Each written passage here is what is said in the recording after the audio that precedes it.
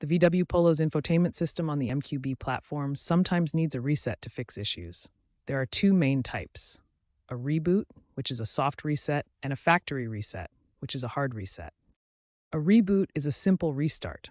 Press and hold the power button on the infotainment screen for 5 to 10 seconds until it restarts. This clears temporary issues like unresponsive apps or lag without losing your data. A factory reset restores the system to original settings, erasing all user data like saved Bluetooth devices and navigation favorites. To perform it, go to Settings, then Factory Settings, then Reset in the infotainment menu. You may need a confirmation code from your vehicle's manual. Always try a reboot first, as it's less disruptive. For factory resets, back up your data via USB to avoid losing navigation presets or app settings.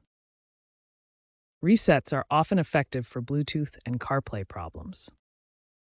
For pairing errors, a reset clears cached connections.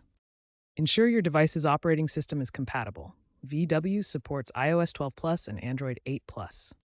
If problems persist, check for over-the-air software updates, which VW issues monthly for post-2022 Polo models. Access via Settings or VW app. VW recalls may also prompt mandatory OTA updates. Expert opinions suggest 70% of Bluetooth issues stem from software conflicts. Combine resets with OTA updates for the best results. If issues continue, consult VW support.